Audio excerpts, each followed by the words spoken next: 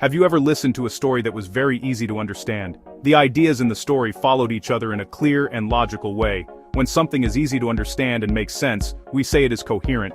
Think of it like building with Lego blocks. Each block connects perfectly to the next one. This creates a strong and stable building. A coherent story or sentence is just like that. All the parts fit together well. It is not confusing or jumbled. Everything is in the right place.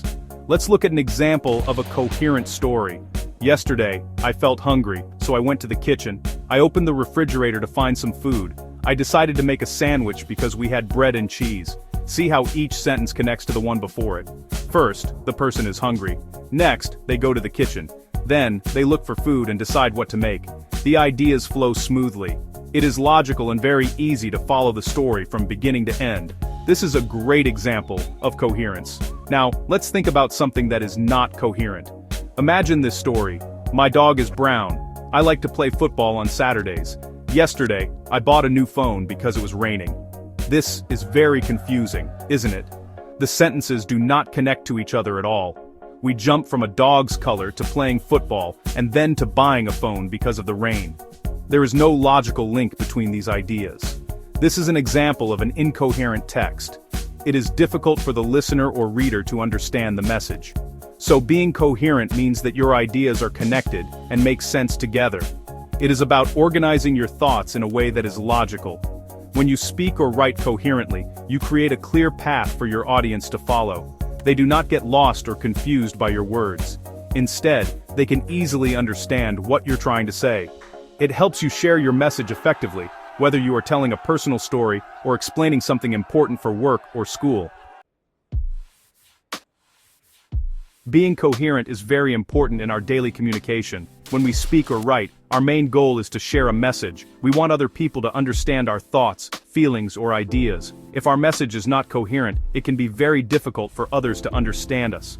They might get the wrong idea, or they might just give up trying to understand. Coherence builds a bridge between your mind and the mind of your listener or reader. A strong bridge allows information to travel easily across. Think about giving directions to a friend. If you say, turn left at the big tree, before that you should drive past the supermarket. The house is red. Also, don't go too fast. Your friend might get lost. Start from your house and drive down Main Street. You will pass a supermarket on your right. After the supermarket, turn left at the big tree. My house is the third one on the left, and it is red. This is clear and easy to follow. In writing, coherence is just as crucial. Imagine you are writing an email to your boss to ask for a day off. If your email is incoherent, your boss might not understand your request. My cousin is visiting. The project is almost done.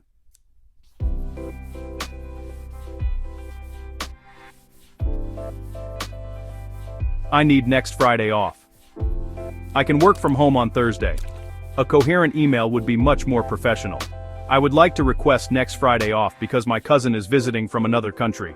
I will make sure the project is finished before I leave, and I am available to work from home on Thursday to complete any urgent tasks. Coherence also shows that you have thought carefully about what you want to say. It makes you sound more credible and intelligent. People are more likely to listen to you and trust your ideas if you present them in a clear and organized way. Whether you are in a job interview, giving a presentation, or just talking to friends, being coherent helps you communicate successfully. It is a skill that helps you build better relationships and achieve your goals more easily. Making your ideas easy to understand is a sign of respect for your audience. Sometimes, it can be very difficult to be coherent, especially when learning a new language. One common challenge is not having enough vocabulary. When you don't know the right words, it is hard to connect your ideas smoothly. You might know what you want to say in your own language, but finding the correct English words can be a struggle. This can cause you to jump between different topics because you cannot explain one idea completely. It feels like trying to build a bridge with missing pieces. Another big challenge is grammar. Using connecting words, also known as transition words, is very important for coherence. Words like so, because, however, and then help to show the relationship between your ideas. If you are not comfortable using these words correctly, your sentences might feel disconnected. For example, saying it was cold, I wore a coat, is okay. But saying it was cold, so I wore a coat, is much more coherent. It shows the logical link between the two statements clearly. Thinking and speaking at the same time can also be a problem. When we are nervous or in a hurry, our thoughts can become jumbled. We might start a sentence, forget what we wanted to say, and then start a new, different sentence. This is very common when speaking. We are trying to translate from our native language in our head while also trying to speak English. This mental process can be slow and can break the flow of our speech, making it hard for others to follow along. Finally, not planning what you want to say can lead to incoherence. If you just start talking or writing without a clear plan, your ideas might come out in a random order. You might remember an important detail halfway through and try to add it in an awkward place. This is like trying to build a house without a blueprint. You might end up with a strange and confusing structure. Taking a moment to organize your main points first can make a huge difference in how coherent you sound.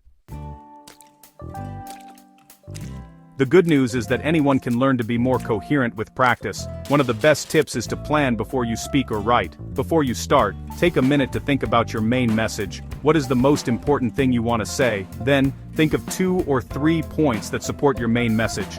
You can even write down a few keywords to help you remember. This simple plan acts as a map, guiding you as you communicate and helping you stay on track. Learning and using transition words is another great way to improve your coherence. Make a list of these helpful words and phrases. For example, you can use first, second, and finally to list ideas in order. You can use for example to give an example. To show a result, you can use as a result, or therefore. Practice using these words in your sentences when you speak and write. They are like signposts that show your reader or listener where you are going next, making your message much clearer. Reading and listening to good examples of English can also help you a lot. Pay attention to how native speakers and good writers connect their ideas. Read articles, short stories, or books at your level. Watch movies or listen to podcasts. Notice how they use transition words and how they structure their paragraphs and stories. By seeing many examples of coherent communication, you will start to understand the patterns naturally. You can then try to use these same patterns in your own speaking and writing. Finally, practice telling simple stories. You can talk about your day, a movie you watched, or your plans for the weekend. Try to tell the story in a logical order, from beginning to end. You can practice with a friend, or you can even record yourself and listen back. When you listen to your recording, ask yourself, was that easy to understand? Did my ideas flow well? This kind of practice is fun and very effective. Being coherent is a skill, and like any skill, the more you practice, the better you will become.